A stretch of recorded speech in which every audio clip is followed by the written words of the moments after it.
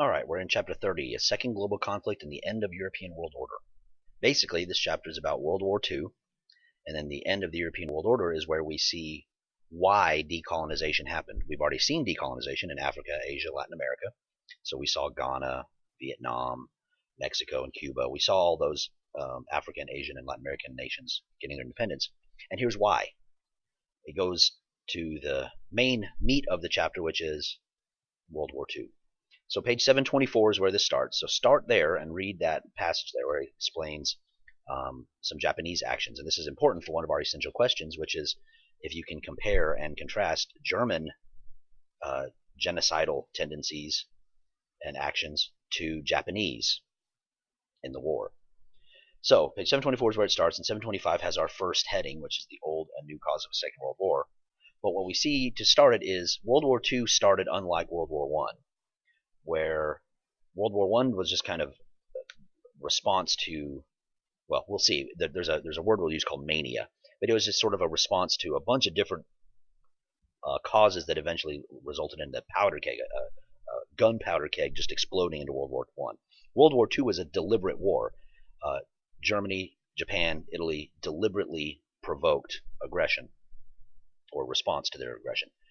And we also see that this is World War II happens because the West had many chances to stop the war before it started, but failed because of the term that you need to know, which is appeasement. So the old and new causes. Again, page 725, write that heading, and then we have one paragraph, two paragraphs pretty much, so you should skip 2 lines. Then the next heading you should write is on page 726, rehearsals, dictators, militarism, and the agony of the Spanish Civil War. And 1, 2, 3, 4, about 5 paragraphs, so skip about 5 lines. I'll pause there. So, old and new causes of a Second World War. Basically, World War II happened because World War I ended badly. There was a lot of economic turmoil that happened after World War I, especially the Great Depression, which we'll see, which resulted in the decades after World War I. We see Japan trying to expand its territory, kind of being aggressive imperialist, and the book points out the West kind of did nothing. We didn't really respond to it. And Hitler came to power in Germany promising economic restoration and to return Germany to the greatness, to its leadership role in Europe, which it lost because of World War I. So World War I is kind of the unfinished war. It caused World War II. Well, it was finished, and that's part of the problem. It was finished with the Treaty of Versailles, which, as you see at the bottom of page 726, the Treaty of Versailles was a very flawed treaty because it blamed Germany for World War I, and that resulted in a lot of nationalist anger in Germany. They were very upset that Germany got the blame for it. So, what we see in the next heading there is unchecked aggression and the coming of war in Europe. So Winston Churchill is one of the names that you have on the side there. Make sure you know who he is, what is important about him. He saw that war was inevitable and it was coming, especially with the way Britain, Neville Chamberlain, had this policy of appeasement. But what I have highlighted here is the lesson eventually learned was that unchecked aggression led to yet more aggression. In other words, Hitler was aggressive and he wasn't stopped. So then he got more aggressive and he wasn't stopped. Then he got more aggressive and he wasn't stopped. And then he started World War II by invading Poland. At Munich, there was the conference where a nation, Czechoslovakia, had no say. They were just part of their country was given to Germany because Hitler demanded it. And then China and Japan, you see on page 728, the Japanese invasion of China. This is where you should be able to look at some of the comparison between the German actions and genocide and some of the Japanese atrocities. But Japan and China were fighting each other for control of that part of the world, the Pacific Rim, East Asia. And the West just kind of sat back and watched. We did, in the United States, have an interest in China as an ally, but we didn't get actively involved in such a way that it would make a difference. So then we have page 729, the partition of Poland and Nazi preparations for war in the West. We have 1, 2, 3 paragraphs over to page 730, so you should skip about 3 lines. Just skim it and see what happened there with Poland and how it became obvious what Hitler's intentions were. So I'll pause there. Cling, clang. All right, now, the page 730 is the conduct of the Second Global War. Nazi blitzkrieg, stalemate, and the long retreat. This is where Hitler and his military leaders developed this lightning war strategy. Basically, it was overwhelm the enemy's defenses very rapidly. You have tanks going on the sides. You have infantry or artillery and air bombing their defenses, and you have infantry going up the main center part, so you can rapidly invade and conquer someplace before they can really even mount a defense. He did that in Western Europe, in Eastern Europe, and in North Africa. North Africa was actually one of the major theaters, which you should make sure you know that. Page 730 has the definition there for you. And then we look at page 731. Vichy is after the Nazis took over France, they set up a puppet government. Basically, it was a French government, but it was controlled by the Nazis. So this was World War I when Poland gets invaded, which we saw just a little bit ago on page 729. So this starts the war, and Britain was the holdout because the Nazis blitzkrieg took out pretty much all of Europe, and then had an ally in Spain and Italy. So Britain was really the only one left, and so the Nazis pounded the crap out of them, bombed them, and the Nazis had safety doing this because they had signed a non-aggression pact with the Soviet Union. The Soviet Union wasn't going to get involved until Hitler thought, well, I'll just go ahead and invade them because maybe they're waiting, maybe they're going to help the Allies. So he invaded the Soviet Union, and this was terrible for the Germans because it was massive casualties, and that's something that you'll see with the Battle of Stalingrad. So then we move along to page 732. I mentioned Britain. That has the Battle of Britain. Make sure you know what the Battle of Britain is.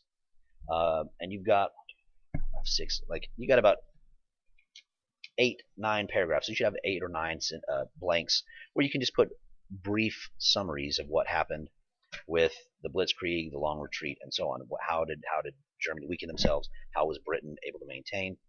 And then page 733 talks about persecution and genocide, and this was where we see the Holocaust.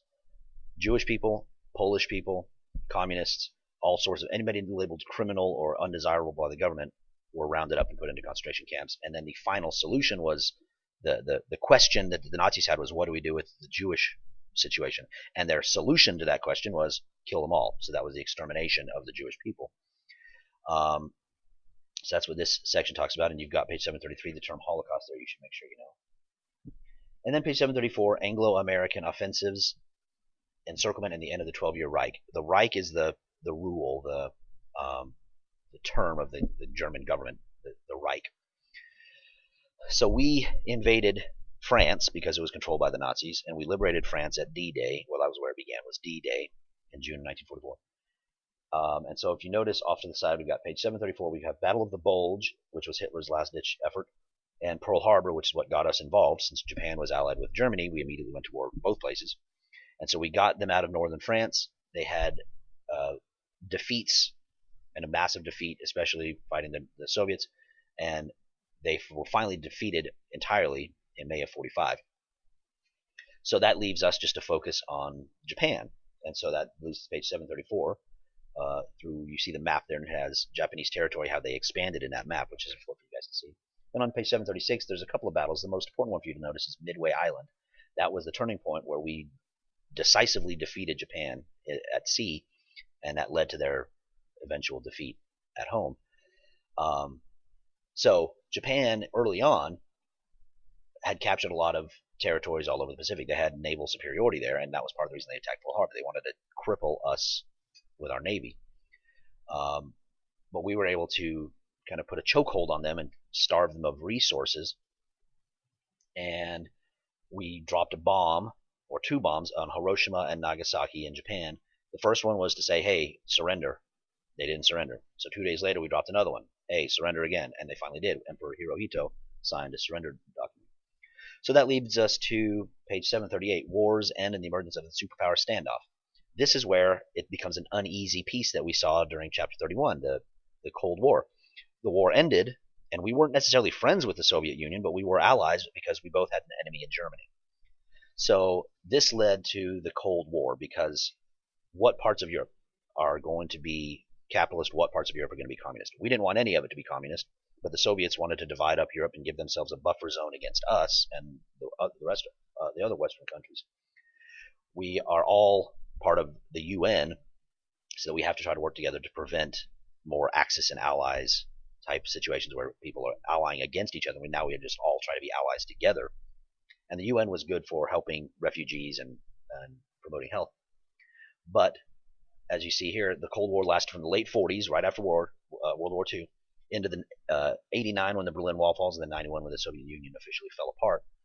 And the question was, Germany had taken over all this territory, displaced all these governments, and then when the rightful governments and the rightful people were getting back into power, the question was, who's going to get to help them? Who's going to be in control of this post-war peace? In the West, it was the United States and Britain. We were the ones that kind of took the lead because we were capitalist, free market democracies. Soviet Union wanted a buffer zone for themselves, which is why they took the eastern part of Europe. So they took East Germany, East Berlin, and they took Eastern Europe. So this was where we see decolonization rises as nations are choosing their loyalties or choosing to be independent entirely, which we talked about in a second. And it was also the Cold War. So the two big concepts that we've looked at this since the beginning of school, decolonization and Cold War, start in this aftermath of World War II. So that's what we see here. There's a lot of nationalist movements. Germany was hyper-nationalist. They were not just saying we love our country and Germany is great. It was we're Germans and we're the best. And so they tried to conquer other countries to prove that they were the best, or because they were the best. Nationalism in other places was just, hey, we are our own people. Why in Vietnam? Why are there French people controlling our country of Vietnam? So you have nationalist identities, people having a shared common identity that want independence. So we see in India that happens because World War II, the Indian people were saying, hey, Britain, we really helped you out there. Can we kind of have our independence now? And Britain kept saying no.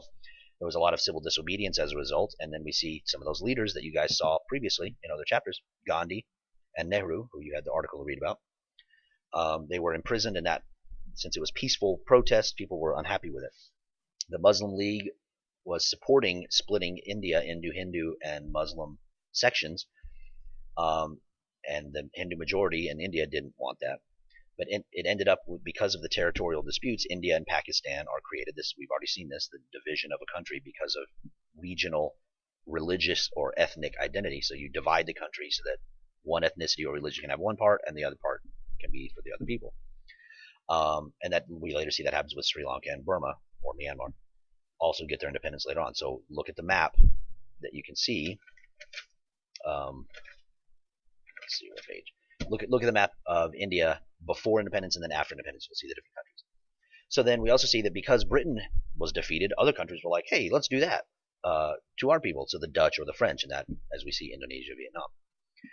So non-settler Africa, what that means is it was colonized but not settled.